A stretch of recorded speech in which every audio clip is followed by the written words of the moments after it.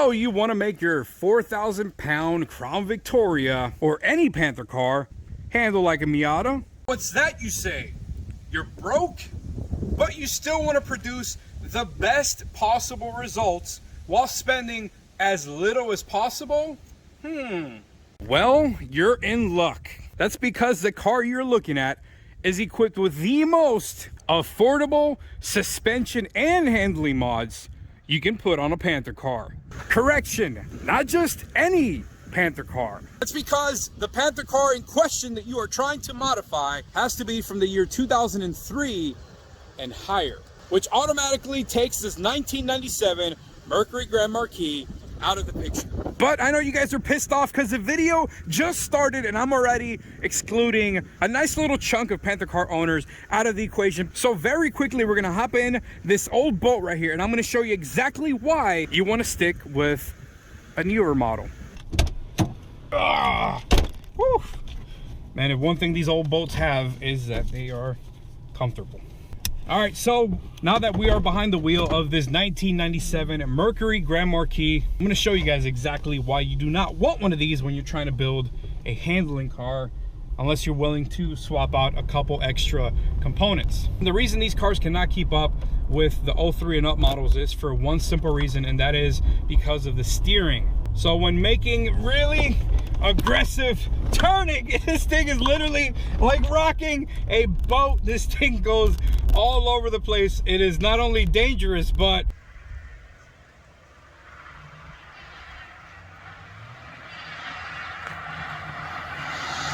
definitely not confidence. Oh my God, it's expiring. The 2002 to 1990, 94 models, they all featured gearbox steering, which is great for, you know, these really soft, I mean, this thing can essentially drive itself, but it's not as good when it comes to cornering, making tight turns, making aggressive driving maneuvers. This thing falls short. The oversteer is absolutely ridiculous in these older models. Now, very quickly, let me show you what a rack and pinion car steers like.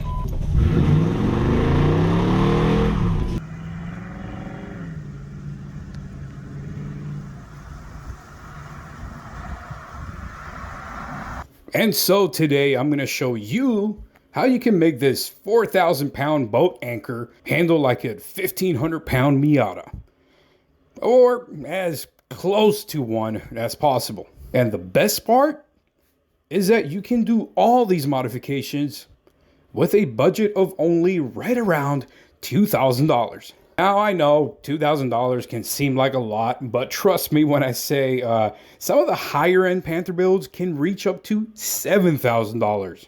So when watching this video, keep in mind, these are budget modifications that help drastically improve the handling on your Panther cars.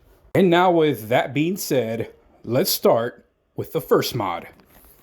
That first mod is going to be an ADTR rear sway bar. Besides the performance associated with not having as much body roll, sway bars also improve the weight distribution amongst all four tires. Since you're cornering flatter, less weight is being transferred to the outside tire. Because of this, you can go faster around a corner before losing traction, which means faster and safer cornering. And a similar concept applies to the front sway bars as well. Can you guys believe that this little thing, look at the diameter on this thing. This tiny, frail, little piece of metal, it's what stabilizes the rear end of a 4,000-pound freaking boat. This, ladies and gentlemen, is your OEM rear sway bar. Until you're looking at an actual ADT R1 and comparing it directly to this thing, the shock won't hit you as to how the hell you were driving your car with this piece of crap as long as you did. Now you're going to want to pair up that new front sway bar, that much thicker sway bar, with a set of extra, it's hard for us Cubans, man. We can't, how much of a tongue twister is that? With a set of extra thick O'Reilly's brand front sway bar links. Let me show you guys what I'm talking about. You got to see this to believe this. Get an OEM replacement sway bar link for your front sway bar. But that is where I'm going to stop you. What you're going to want to do is head over to O'Reilly's and here is the part number. Take a good look at it. There's the part number, and I'm going to show you what the difference is between this O'Reilly's part and the OEM Crown Vic part. I mean, the difference should already be very obvious, and that is on the thickness of the shaft here on these links. It might not be much, it is very subtle, but you can definitely tell that this one is a lot thicker than this one. Now, a car that's supposed to handle is literally only as good as the kind of brakes that are on it. As far as the brake pads go, I am running a set of carbon fiber front and rear brake pads. But if you don't want to get all fancy smancy, at the very least, get yourself a set of slotted and drilled rotors. Slotted and drilled rotors allows for gases to escape through the slots and holes on the rotor, along with the grooves which shave off thin layers of brake pad material that reduces glazing and improves braking consistency. Now, this next modification, a lot of people actually don't know about it, and that is getting yourself a set of front aluminum control arms. The 04 and under Crown Vics, from 98 to 2004, they came with aluminum front control arms, and eventually Ford decided to cheap out and they went to steel. But if you want to save some weight, get yourself an actual better product, go with the 2004 to 98 aluminum front control arms.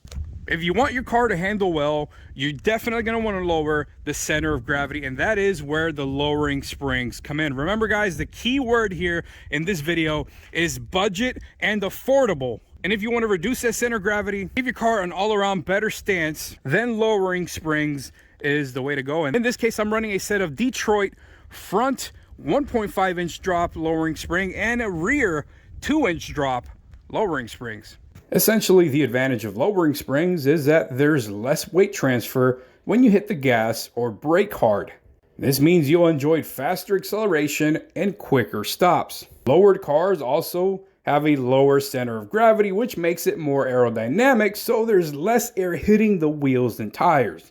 In the end, it all translates to better cornering and handling. All right, now this one isn't a major player when it comes to handling and performance as far as suspension goes, but I highly suggest you guys end up eventually going with a seatbelt harness bar. In a very, very small way, this thing actually does stiffen up the body a little bit more. It does have the 4 points of connection. One is at the very top right there where your old seatbelt used to go, using them incredibly sturdy seatbelt studs. Then it anchors down on the actual body of the car. This thing is stiff as hell, and being connected to both A-pillars adds that tiny little bit extra element of stiffness to your car, especially when going around corners. And speaking of bonus, this last one right here is going to be another bonus, and that's going to be to get a smaller diameter steering wheel. You guys can actually pick up this basic ass racing steering wheel from AutoZone. It's like 40 bucks. But until you actually get behind the wheel of a car that has a smaller, the diameter of the steering wheel is slightly smaller than the OEM one. And you can say whatever you want to say, but it really does reduce the amount of time it takes to turn the wheel, actually giving you faster cornering control by allowing for a better range of motion when taking turns. And that is going to be it for the top 6 most affordable, budget-friendly suspension and handling mods that you can do to a Panther car as long as it's a 2003 and up. Remember that. Now guys, keep in mind this entire setup will run you about $2,000, and that's between actually ordering it and getting it installed. But at the end of the day, you cannot argue with the results. Remember, this is the most affordable, budget-friendly suspension and handling setup you can get. There are setups that can run you a total of combined, let's say, just a roughly close to $7,000. If you want to spend $7,000 on a $1,500 Crown Vic, hey, by all means go for it. I say $2,000 is modest enough. And with how this thing handles with those simple modifications that I just told you guys, you can take that extra $5,000 and, you know, maybe add some forced induction to this thing, or get in under the engine and, you know, spruce it up a little bit. Either way, it's your boy Mr. Random. I'm gonna go ahead and hop in the Merc and carve up some back roads with it. Yeah, right. I'll probably end up in a ditch somewhere, man. I'm gonna go ride the Cobra Roush. The wife can ride the Merc. Either way, man, I'll catch you guys in the next one. Take it easy.